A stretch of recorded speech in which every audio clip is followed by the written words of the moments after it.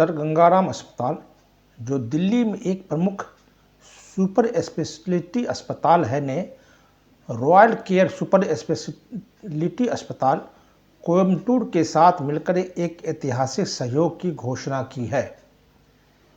इस सहयोग का उद्देश्य कार्यात्मक न्यूरोविकारों जैसे कि आवश्यक कंपन और पार्किंसन रोग से पीड़ित मरीजों के लिए magnetic resonance guided focused ultrasound thalamotomy उपचार का परिचय कराना है।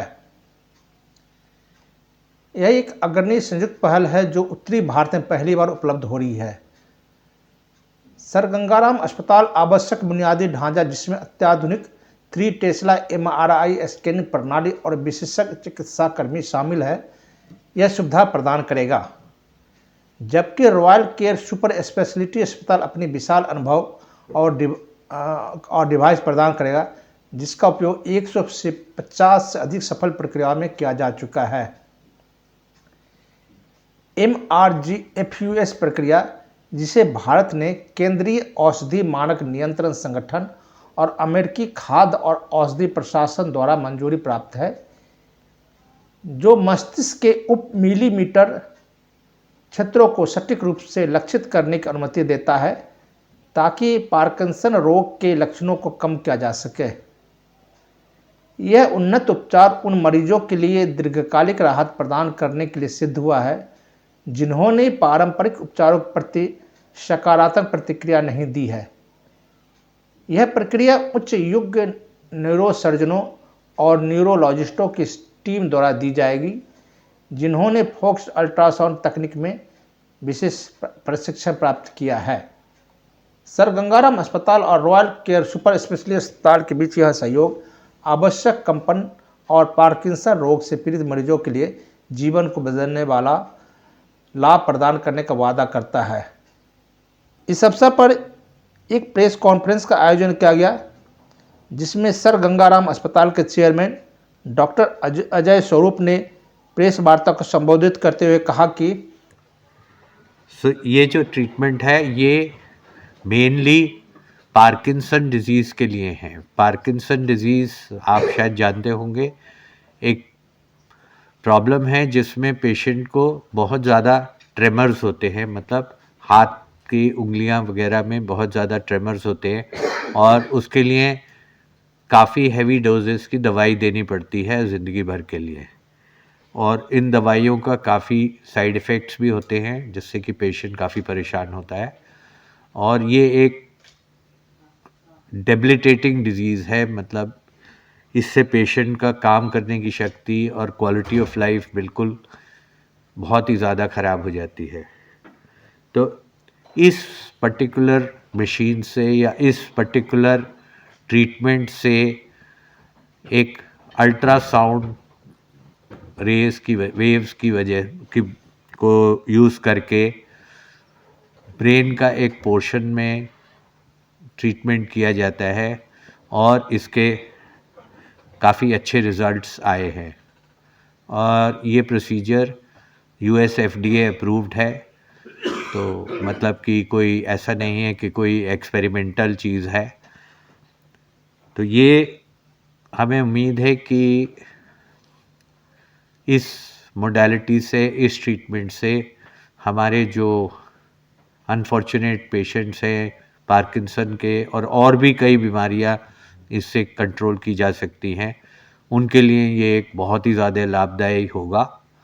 और उम्मीद यही है कि जैसा कि सर गंगाराम हॉस्पिटल की ट्रेडिशन रही है कि हम हमेशा नई से नई टेक्नोलॉजी को यूटिलाइज़ करते हैं, ये भी उसी के अंतर्गत चीज़ है। और होपफुली ये एक पॉजिटिव स्टेप होगा इन मरीज़ों को के निदान के लिए। इस अवसर पर प्रसिद्ध न्यूरो सर्जन एवं spine surgeon doctor Satnam Singh Chhabra ने भी इस तकनीक को जानकारी देते हुए पत्रकारों को बताया कि Coimbatore, so he is pioneer in starting this facility in India. सबसे पहले उन्होंने कोयम्बटूर में पहले उन्होंने बाहर देखा था and then he thought of getting this into India. I think 2 years हो गया. 22 they started, and they were the first one to start in this Asia, in this part of the world. And पिछले 2 साल में काफ़ी patient, more than 150 patients I think they have treated with very good results. और जो सबसे ज़्यादा important चीज़ है कि जो माइल्ड केसेस हैं ट्रेमर्स के, पार्किंसन के, वो तो दवाइयों से ट्रीट हो जाते हैं. पर सीवियर केसेस जहाँ दवाइयाँ फेल हो जाती हैं, तो वहाँ अभी तक ऑपरेशन करके अंदर इलेक्ट्रोड डालते थे या अंदर ऑपरेशन करके प्रोसीजर करते थे टू कंट्रोल देयर डिसेबिलिटी, उनके ट्रेमर्स, रिजिडिटी को कंट्रोल करने के लिए. But with this machine everything becomes non invasive. Non invasive मतलब कोई कट नहीं है, बाहर से रेस से, अल्ट्रासाउंड बीम से अंदर उस टारगेट को क्रिएट लीजन बनाते हैं, जिसको बर्न करते हैं जहाँ से ट्रेमर्स जनरेट हो रही होती है, एंड पेशेंट इमीडिएटली उसका रिजल्ट महसूस करता है, ठीक हो जाता है. अंदर मशीन के अंदर जाता है तो ट्रेमर्स हो रहे होते हैं, एंड अवेक में वो करते हैं procedure.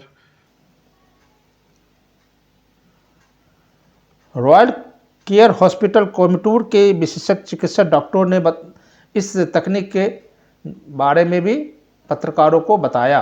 To myself and neurologist Dr. Vijayan happened to visit Japan to witness a procedure carried out with MRG FES. This technology was introduced in 2016 for carrying out procedures on humans. And we were very impressed on that day. The patient was a general surgeon, 76-year-old. And last 25 years he was dependent on his daughter's help to drink a cup of water, tea, or eating anything. Every activity he was dependent on his daughter, and his daughter was with him for 25 years to carry out everyday activities of living, helping him out. And we had our own doubts, and we were not a movement disorder treating center that time. We do one or two DBS procedures calling surgeons from outside. We don't carry out by our own people. We were not known movement disorder center there, and it was so impressive. And the surgeon, after the procedure, was able to hold a glass of water and drink by himself without shaking. And he was so happy, and he started crying. And he was shouting, Harihato, Harihato, thanks in Japanese language.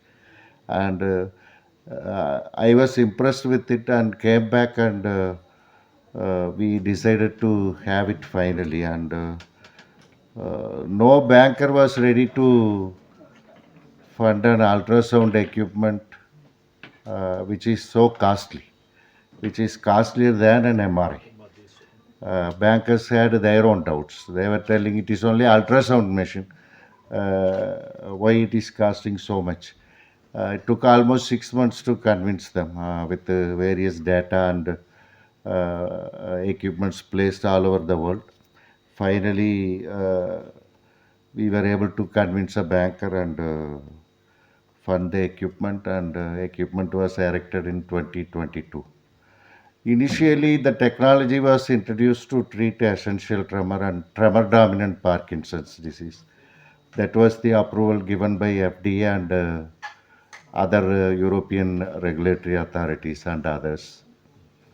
And with the experience of focused ultrasound all over the place, and various new targets were selected for trial, and various centers started trial on treating by creating lesions in other areas of the thalamus, and found varying degrees of results, better, lesser, better, and other things. And few conferences, workshops were conducted in mostly in Pacific region, Japan, Taiwan, and Korea.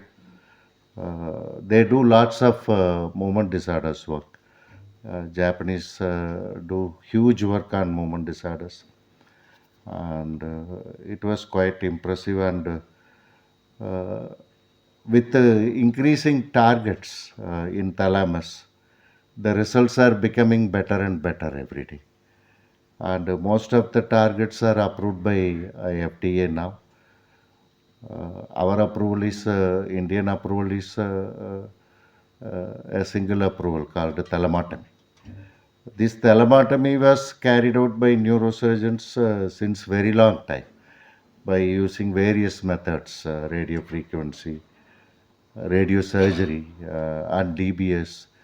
Various methods were used with varying results.